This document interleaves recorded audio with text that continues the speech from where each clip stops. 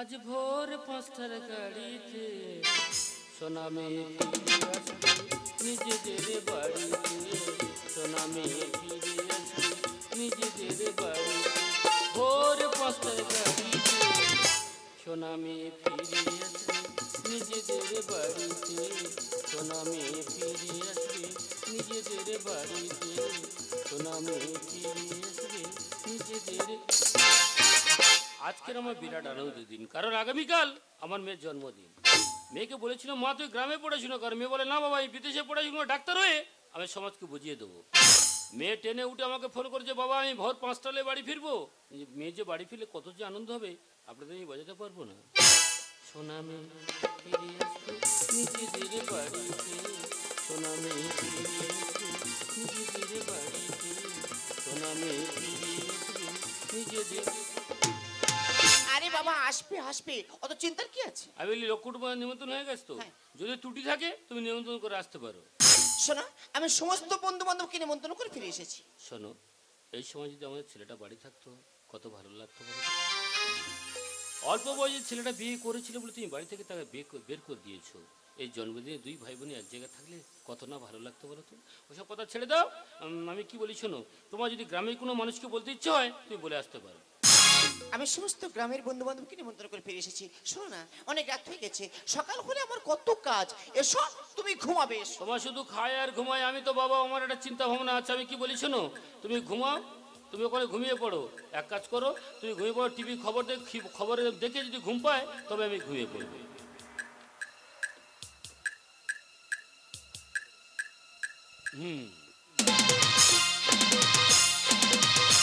নমস্কার, আপনারা দেখছেন এবিপি আনন্দ। আমি আপনাদের সঙ্গে মনোজ।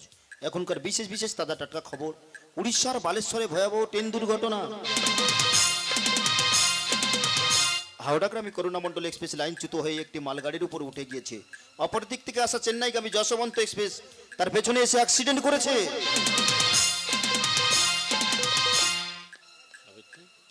এই সাবিত্রী ঘুমাচ্ছ? আরে ওঠো না। এই সাবিত্রী ওঠো ওঠো ওঠো ওঠো। আরে টিভি খবরটা একটু লক্ষ্য করে দেখো। এখনো যারা টিভির পর্দায় চোখ রেখেছেন, স্বজন হারা পরিবার যারা রয়েছেন, এই মুহূর্তে বালেশ্বরে এসে আপনাদের লাশগুলি আপনারা সংগ্রহ করুন। ওগো এই আমি কি শুনছি গো, এই চেন্নাই এক্সপ্রেস আমার মেয়ে ফিরছিল। কি বলছো? হ্যাঁ গো। এই সিঙ্গে এসে আমার মেয়ে ফিরছিল? তুমি ঠিক কথা বলছো তো? তুমি জিনিসপত্র গুছিয়ে আমার মন মানছে না। এক কাজ করো এই মুহূর্তে আমরা যাবো বালেশ্বরে।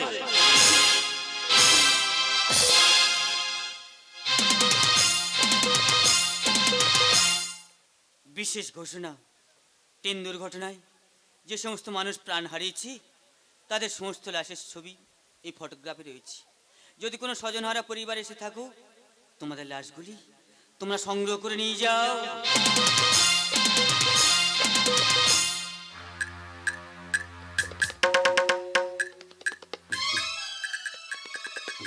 কোথায় আমার সূর্য কোথায়? আমি তোকে কোথাও খুঁজে পাচ্ছি না। কোথায় গেল আমার? এ কি আমি কি দেখছি? এত মানুষের লাশ কত বিক্ষত হয়ে পড়ে আছে ট্রেনের প্রতিটি অংশ। না না না, এই ট্রেনে তো আমার স্বামী কাজে যাচ্ছিল। তবে কি ওর কিছু হলো? না না না, ওর কি? ও দাদা, তুমি আমার স্বামীকে দেখেছো? তুমি কি কাউকে খুঁজছো? আমার স্বামী না এই ট্রেনে কাজে যাচ্ছিল। ওকে আমি কোথাও খুঁজে পাচ্ছি না। বলো না দাদা, তো তুমি ওকে দেখেছো? এখানেই সমস্ত লাশের ছবি আছে।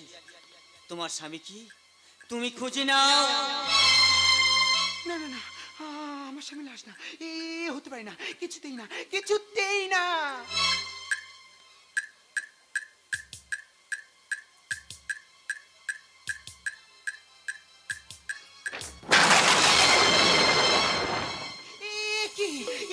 আমি কি দেখছি? আমার স্বামীর ছবি। না না না, আমার স্বামীর কিচ্ছু হতে পারে না। আমার স্বামীর কিচ্ছু হতে পারে না। ঈশ্বর, তুমি কি করলে ঠাকুর আমার সাথে? বলো না, আমি এখন কাকে নিয়ে বাঁচবো? কে আমার আছে? আমার স্বামী ছাড়া তো আমার কেউ ছিল না। তাহলে বলে না কেন আমার কাছ থেকে আমার স্বামীকে কেন কেড়ে নিলে? বলো না আমার কাছ থেকে আমার স্বামীকে তুমি কেন কেড়ে নিলে? সৌগি যদি এসেছিলে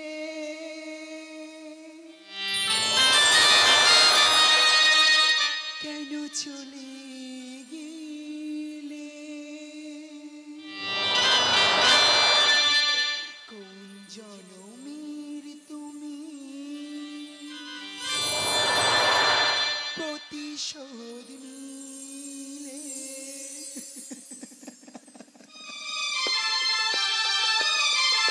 সৌগি যদি এসেছিলে কেন চলে গেলে? কোন জনমের তুমি প্রতিশোধ নিয়ে গেল ঘর, বললাম যা যাব ভেঙে গেল ঘর, বললাম যা যাব কত আশা ছিল এই জীবনে।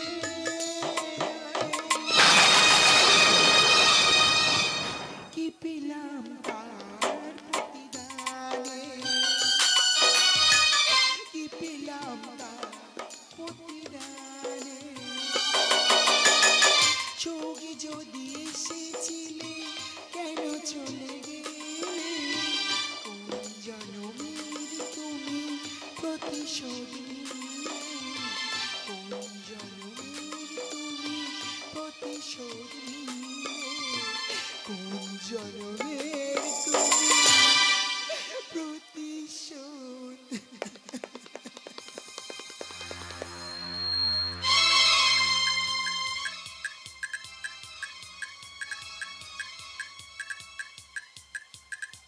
সাবিত্রী, ওদিকে তাকিয়ে দেখো, রেল লাইন থেকে রক্ত ঝরে আসছে, তাকিয়ে দেখেছো?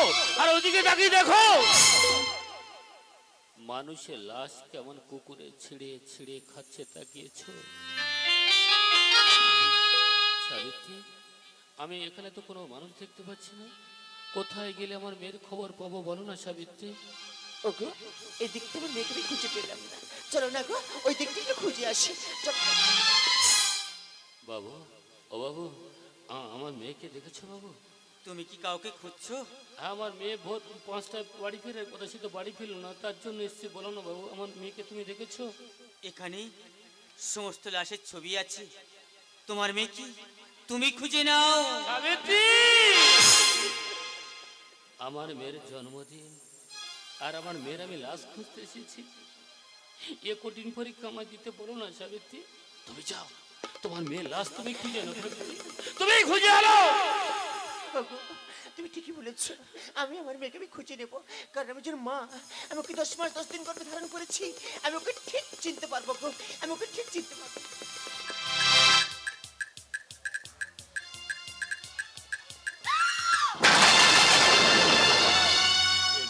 সাবিত্রী, তুমি চিৎকার করলে কেন?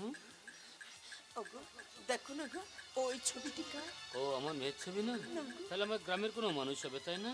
তারা টিভি খবর দেখেনি, কেন আসেনি? এক কাজ করে, আমি যদি চিনতে পারি তো আমি গ্রামে গিয়ে তার বাড়ি গিয়ে খবর দিয়ে আসি। তুমি অপেক্ষা করো, আমি দেখে আসি।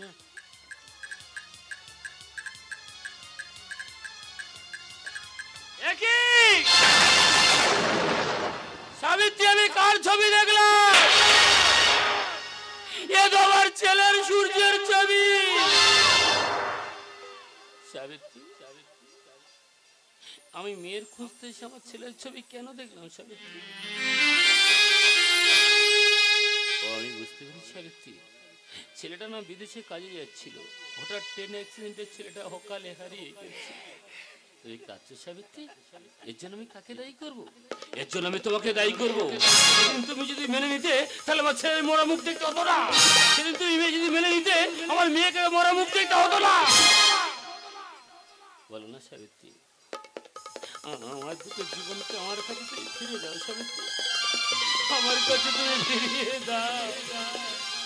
ও বাবু, বাবু বলো না তুমি ওই সূর্যনমী ছেলেটিকে চেনো? আমি না আমি তো কোথাও খুঁজে পাচ্ছি না। ও বাবু বলো না, কেন তুমি চুপ করে আছো? ওই সূর্যনমী ছেলে তোমার কি হয় বলো না। ওই সূর্য শুনতে চাও আমার কি হয়? ও না আমার একমাত্র সন্তান।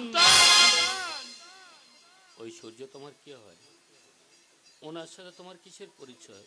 ও তোমার কি হয়? ও ও ওই ওই সূর্যনমী ছেলে আমার কি হয় বলো। আমার কি হয়? ওই সূর্যনমী ছেলে আমার স্বামী। জীবন অঙ্কটা কি জানি না, মেলাতে গিয়ে কি পেলাম আমি, কি পেলাম? জীবন অঙ্কটা কি জানি না, মেলাতে গিয়ে কি পেলাম আমি, কি পেলাম? শূন্য দিয়ে ভরে গেলাম আমি, শূন্য দিয়ে ভরে গেলাম। জীবন অঙ্কটা কি জানি না, মেলাতে গিয়ে কি পেলাম আমি, কি পেলাম? আমি কি পেলাম? আমি কি পেলাম? হে ঈশ্বর, হে তুমি আমার কোন পরীক্ষা ফেলে ঠাকুর বলো না। আমার সাজানো বাগানে মাত্র দুটি ফুল ফুটেছিল, এক এক করে সব ফুলগুলো ঝরে গেল। বলো না কোন পাল্লা শাস্তি তুমি আমাকে দিচ্ছ? ফিরিয়ে দাও, ফিরিয়ে দাও ঠাকুর।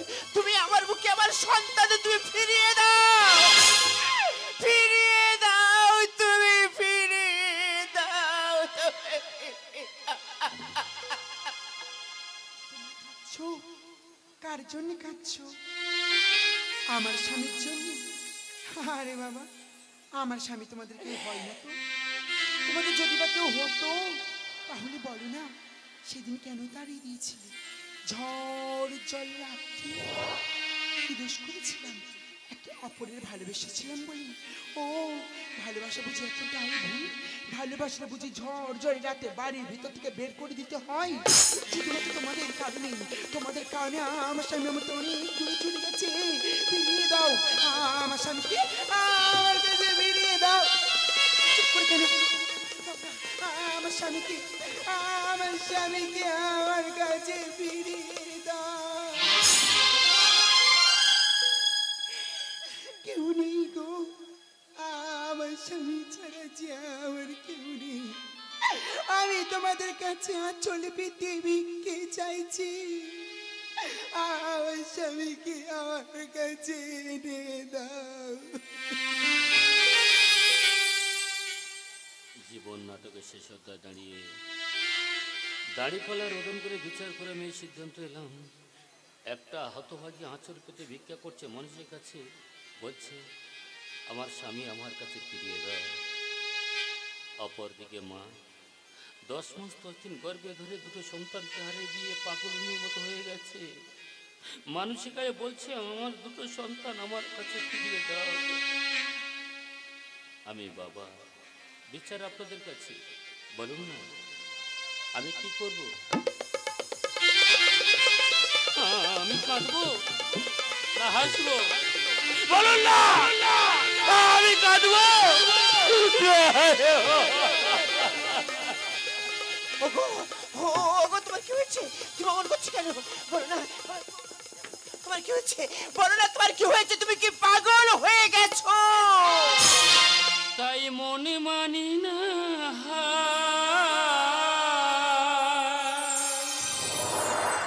বুকটা ফেটে যায়। ছিল দুটি ফুল অকালে হারিয়ে যায়। জেনে রেখো মনে রেখো তারি শেষ দিন।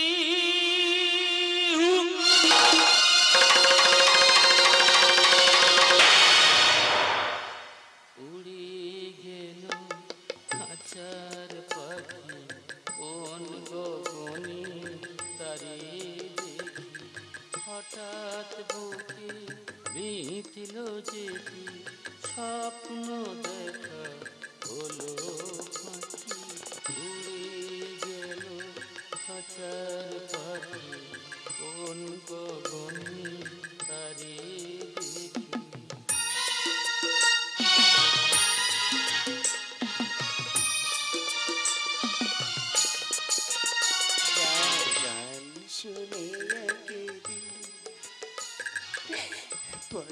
তুমি মালা আমাদের কাছে হতে তার বিদায় নেবার পালা।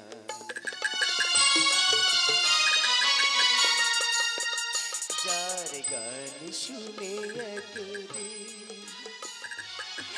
পরলে তুমি মালা আমাদের কাছে হতে তার বিদায় নেবার পালা।